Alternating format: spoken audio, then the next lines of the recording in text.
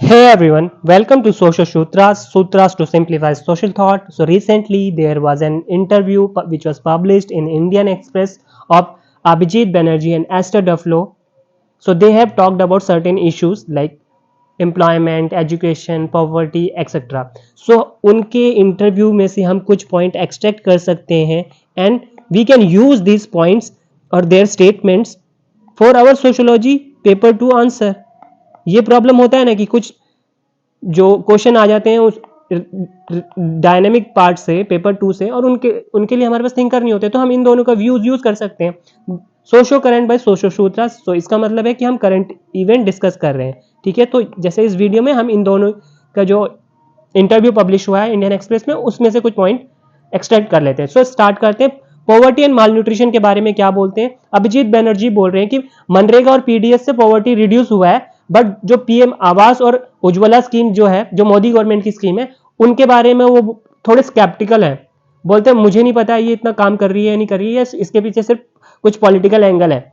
और वो बोलते हैं कि we need reliable transparent data on consumption. जो कंजम्पशन एक्सपेंडिचर डाटा है वो 2011-12 से पब्लिश नहीं हुआ है अभी तक. सो वो बोलते हैं अगर हमको पॉवर्टी के बारे में उसका रियल एक्सटेंट जानना है तो कंजम्पशन डाटा चाहिए, लेटेस्ट होना चाहिए, वो रिलायबल होना चाहिए, ट्रांसपेरेंट होना चाहिए.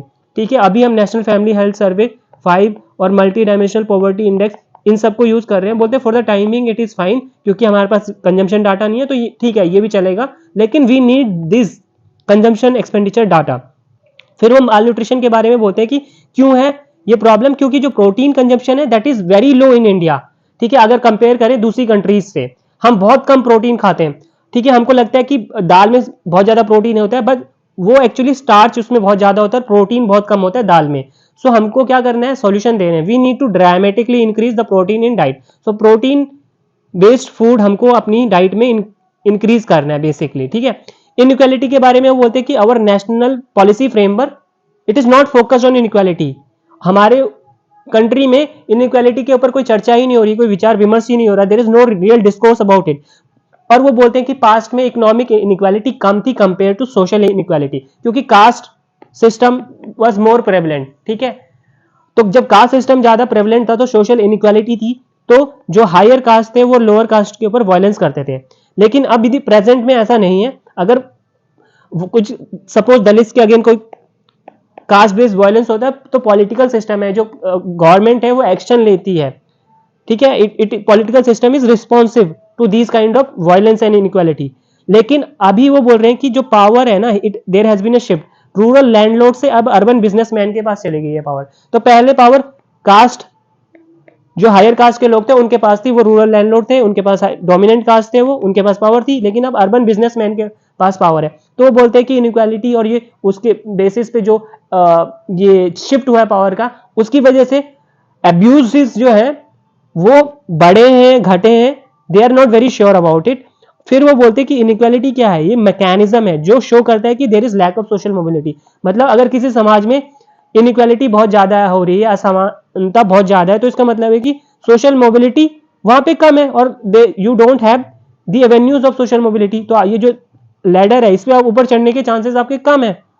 और वो बोलते थे कि पास्ट में गवर्नमेंट स्कूल्स भी अच्छे होते थे, वहां पे अच्छे टीचर थे, वो अच्छा पढ़ाते थे, और कोई गरीब घर से बच्चा आया हुआ है और वो टैलेंटेड है, मेहनत करता है, तो उसके पास चांस था आगे बढ़ने का, लाइफ में कुछ अचीव करने का. लेकिन अब ऐसा नहीं है. अब जो रिच लोग हैं ना वो कुछ भी खरीद सकते हैं, और तो कंपटीशन क्या हो गया, अनफेयर कंपटीशन हो गया. They can buy whatever they want to buy. बोलते हैं कि channels of social mobility is limited. ठीक है, मोनोपोलिस्टिक क्लोजर, जो वेबर बोलता है मोनोपोलिस्टिक क्लोजर या एलीट कैप्चर. ठीक है, तो जो अमीर का बेटा है, राजा का बेटा राजा बनेगा, वही वाली बात है, क्योंकि जो अमीर लोग हैं दे can bye anything. The rich parents can invest so much in their children, you know, so out of range for anybody else.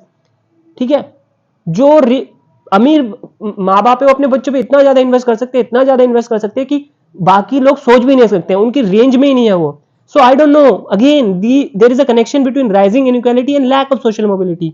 Connection है, वो बोल रहे हैं इनइक्वालिटी बढ़ रही है और सोशल मोबिलिटी के एवेन्यूज नहीं है. और there are certain public goods that you can not access. अब कुछ पब्लिक गुड्स ऐसे हैं, जैसे सपोज हेल्थ केयर. आपको अगर हेल्थ प्रॉब्लम आ गई है, तो अभी बहुत सारे प्राइवेट हॉस्पिटल खुल गए और वहां पे इतना कॉस्टली पड़ता है ना कि बहुत सारे लोग वहां जाने का सोच भी नहीं सकते हैं। सो देयर आर सर्टेन, और ये हेल्थ केयर क्या है, पब्लिक गुड है। कुछ अब जो स्कूल्स हैं वो भी बहुत मतलब लग्जरी स्कूल्स हैं, ठीक है, वहां पे जाने का, वहां पे सब कुछ होता है, मतलब एक्स्ट्रा करिकुलर एक्टिविटीज, स्पोर्ट्स, ठीक है, एकेडमिक्स के भी बहुत बढ़िया, म्यूजिक सिखाएंगे, डांस सिखाएंगे, सब कुछ कराएंगे। तो ये गरीब लोग तो वहां पे अफोर्ड ही नहीं कर सकते। बोलते हैं we need to talk about other forms of inequality. For example poor children have no amenities, they have no place to play, parks वगैरह नहीं है, प्लेसेस नहीं है, they have no green spaces, they have no, I mean all of these things are and these have long term consequences and on how people grow up, their psychology. तो भाई कोई गरीब बच्चा है, वो देख रहा है कि उसको ना उसके पास अच्छा स्कूल है, ना उसके पास अच्छे खाने के है, ना उसके पास अच्छे कपड़े हैं, वो, और वो देखता है जब वो अर्बन एरियाज में रह रहा है कि भाई जो अमीर लोग हैं उनके पास ये सब है, तो एक रिलेटिव डेप्रिवेशन फील करेगा, ठीक है, और वो क्या है, साइकोलॉजिकली डिमोटिवेट फील करेगा, रिलेटिव डेप्रिवेशन फील करेगा, और ऐसा भी पॉसिबल है कि वो डिविएंट बन जाए, ठीक है, वो सिस्टम के अगेंस्ट अगेंस्ट ही चला जाए बड़ा होके, ठीक है, और डिविएंट बिहेवियर शो करे। तो इट इज, तो जो deviant behaviour, it is because of social structure. आपने सोशल स्ट्रक्चर ऑफ सिस्टम ऐसा क्रिएट कर दिया है कि उसकी वजह से डिविएंट बन रहे हैं, क्राइम्स बढ़ जाएगा सोसाइटी में। ये रॉबर्ट मर्टन भी बोलता है, वो बोलता है ना कि एनोमी क्यों होती है, एनोमी इसलिए होती है क्योंकि सोशल स्ट्रक्चर ऐसा है जो कि सक्सेस पे ज्यादा फोकस देता है, और उस सक्सेस को अचीव करने के लिए मींस, क्या वो मींस सबके पास इक्वली अवेलेबल है या नहीं है। अभी बड़े स्कूलों में, जो हाई फाई स्कूल है, क्या वहां पे गरीब का बच्चा पढ़ सकता है क्या, नहीं पढ़ सकता, फीस ही नहीं दे पाएगा, ठीक है।